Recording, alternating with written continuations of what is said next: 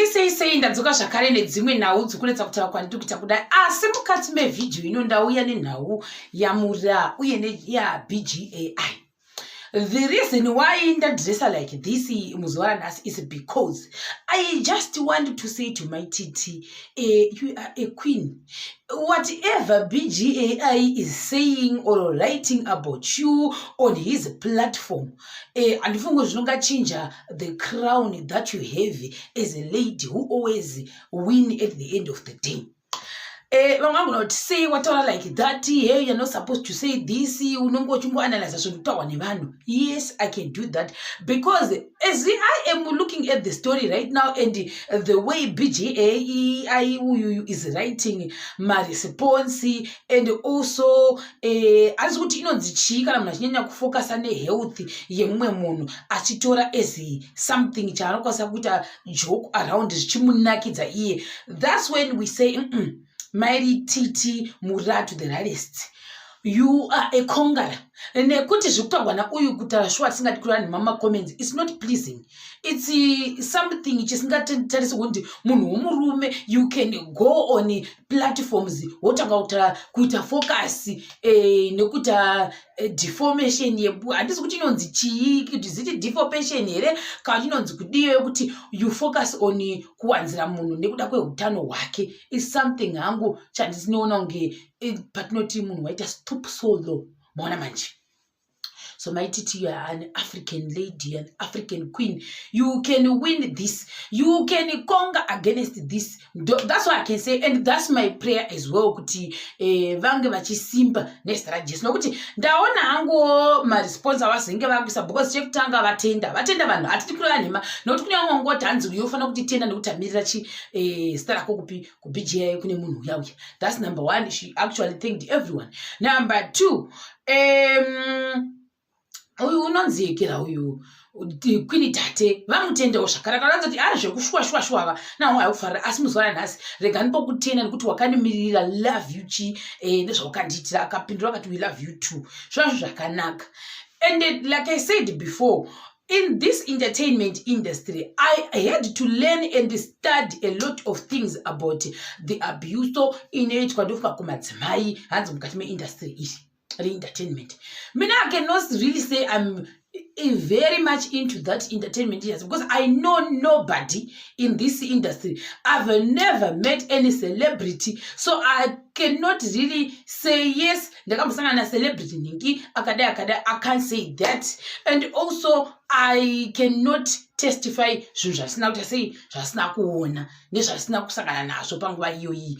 Tochibva ipapo toenda pakuti zvakare vanhu vakataura kuti why is it that most of the people they are bashing Mura, yet Mura vari kuita open up about the abuse wakangoita munhu wakangodzvinywa asi imimi amutoda kuita society iroro moda kutanga kuramba muchese muchiwanza muchimutsvinyira muchasei. Ndosaka vanhu vazhinji vachitwa muabuse asi vasingazotauri nyaya yongopera yakadero.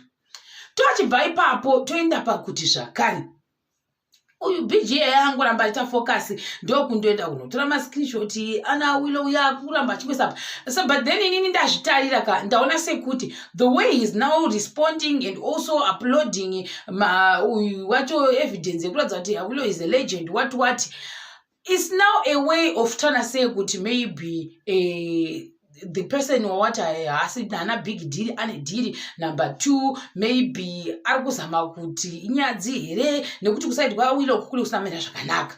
Obviously vanenge vakubvomborana vari ikoko kunzi iwo onaka zvawakaita munhu yaya iko zvinhu zvakufumurwa iko nda kufumurwa madhila angu isantoita nemadzimai anenge auya ku action ikoko. Tochibva ipapo toenda zvakare panhau yekuti I didn't even know kuti BGAI muburundiana. So ari muburundiana kuda achigara zvake ku-UK. So now achigara ku-UK with the way ari kupost about my TT on social media and also utano hwavo, I don't know kuti azvizomusungire mapepa ku-UK sezvo UK iri nyika inonyanya kuziva mitemo zvisingamboiti kwete zvekuseka. So azvizokwanisi kuaffecta visa rake here unless ane imwe citizenship yekuti achadzoka kuburundiana. Ako kuburundiana kwachoni kunomboitika hondo. The last I heard in 2013 ikoko kusuro koko kwaimbobhombiwa ikoko ameloti zvakazopera iri kudando saka akazotiza akaenda kupi akaenda ku-UK iwe paprofession yake ari producer zvinova zvakanaka muproducer kambani yake yechifurwa 2019 zuro unoyo October ya kuda mine kuti payment ipi ikazongoitwa 2020 izvi kuti ndizoti zvazvonovhovhonurwa kupi information handizibva zvazvipa page 9 ramura ndobva apedza zvikanzi aiwozve iwe kambani yako itoritsva iri registered saka zvauziva kuti you are big zvinobva kupi saka ndinoona sekuti ndokunga kune vamwe vanhu vakubatsirawo mura nekuda kuita investigation dig deep about this person nekuti kwanzi nemamwe maloyawo ari kuzama kunge achibatsirawo mura saka vanhu vangava kuti mura chisiyanai nazvo sezvo chimakaclear your name and now we know zvese zvichidi chinyerera vamwe vakati why should she keep quiet yet vanhu avana BGMI ndo vari kuti atanishi her name indozonzwa kuti kune mumwe muzimbabwe ni journalist zvakare wakabuda ndofunga achitsikirira mura I don't know what happened. I wasn't on that live stream, but then vanhu vazhinji ndakaona vachigunun'una nepamusana pemunhu uyu kuti aiwa iwewo kam haufaniri kudero mumwe wako even though pamwe wakamumaka but what do you benefit kuenda kune munhu iyeyeye waenda kumunhu uyuyu then you start dissing munhu wenyu mamudhisa to that level zvozodii after that so ndofunga ndoona sekuti mazimba hobho vaicomplain about that kuti that was not good what you did tochibva ipapo toenda panhau yekuti kumubhrundiana uya wangoposta zvakare kuti why are you not in agreement or in good books with your boss Mwamwari Java.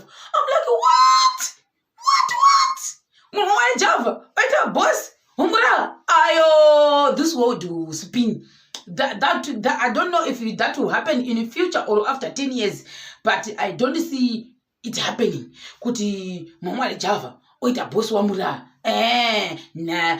Unless there is someone who got BGMI's number ari muzimba akuinda kunofeeda information nokuti ndo zvakutogwa navanhu vazhinji kuti we now think that there is a Zimbabwean who is under this because or who is behind this is not under who is behind this why would he know kuti maitisa kamborunesana nani na Prophet Passion Java and adira futi wachinzi bosi wako why definitely there is a Zimbabwean who is feeding this Brindiana information iri wrong ndo yakuunza kupi kuinternet then secondly pane screenshot yateswa yekunzi WhatsApp ndonga yakutochinjwana mubhrundiana wewe ari kupuwa information nemazimba kunzi vanhu ndozvanoita whenever vakanga vane nyaya vanotwista nyaya kuti ngeri right kwavari I'm like, why would Zimbabweans do such a thing? Like, seriously speaking, what the end result are you expecting or are you looking forward to? I have no idea.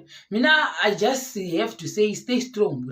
Because out there are many people who can be that deviacistic. Saka, and then, uzvawaita izviwo kana uri muzimba uri kuenda kuna uyu mubhrundiana uda kuti zvidii in other words akutofara mubhrundiana wekuti vakadzingwa even akaona ari mustate anotofara munhu yeye uyu ari kuzviita vachienda kumubhrundiana so I don't know why mubhrundiana akunyora pastatus mubhrundiana ari kufokasa neutano hwamura mubhrundiana ari kufidwa information nevamwe mazimba vari kumufeeda information yacho yekuti vatsikirire mura saka I didn't know kuti moza kuti achikwarika I know hangu kuti sometimes there are people who are out there to get munhu kuti ungogara uri pain and after that vanogwa moyo wavo kufara vanogwa uchiti yes I've achieved something nekuda kwepain yemumwe munhu I kind of don't understand those type of people kuti pfungwa dzavo dzichifamba sei dzedzakadhanganyika here dzedzakadhakwa here kazodzerwa nemarijuana I have no idea but yes there are some people who are like that but ndasingazi kuti vanoita extend iyoyo yekuti munhu toda kutoti yes ngazvirambe zvichiendera mberi ngaarwadziwe kwaatorika because iye ari kuda kuti munhu arwadziwe anenge achitofara asingamboiti munhu iyeye ndosaka ndatoti I don't understand the end result yake kuti inenge iri yei kana agwadziwa then what muona manje ndozvezvimwe zvinhu zvandokwanisa kutaura kuti there are some people who are like that talking from experience I can understand kuti pane vanhu vakatodero vanotoda kutoti yes naye munhu iye toda kutoti arwadziwa chemaite sei. There are some people who are like that, but what I know for sure nyangwe vakaita sei there is no way mura pavachaita quit social media after vavaita izvi, there is no way mura pavachazi nhasi ndiacha give up handichadi handichaita zvakana nekuti uyu akufokasa even nemishonga vanoti say I don't even understand why he is doing that. Iye BGM uya saka ndofunga pamwe akaudzwa kunzi iwe focus neutano, saka ukafokasa neutano ndokuti zinyatsobaya panhongonya nekuti ndopavanonyanya kuchema ipapo vachita saka kuda kuti ndofunga atoudzwa nehistory imwe iyaya ndikati I don't know kuti zvichafamba sei zvangosanganawo munhu wacho mubhurundiyana uyu hamene kuti chichikuitikawo. So ndozvese zvandokwanisa kutaura, asi mashoko andokwanisa kutaura ndekuti Mura, you are your own queen, carry the crown. Moinda muchiita yamukutoita ikokoko, no sis, no street, no surrender. Yes, people make mistakes. Zvisingatoiti, no one is a perfect in this world. So anomaruti you learn from your mistakes. Saka imisiyana inavo vanhu ava vasangana dhiri imiita yamuri kuita. Saka zvitoshandisa kuti tune vanhu mwari utoramba uchiyoda kutoti take zvazvo, but that's why I can say all the best Mura. Stay strong. Chakubata zvakare pachikamu zvinotevera.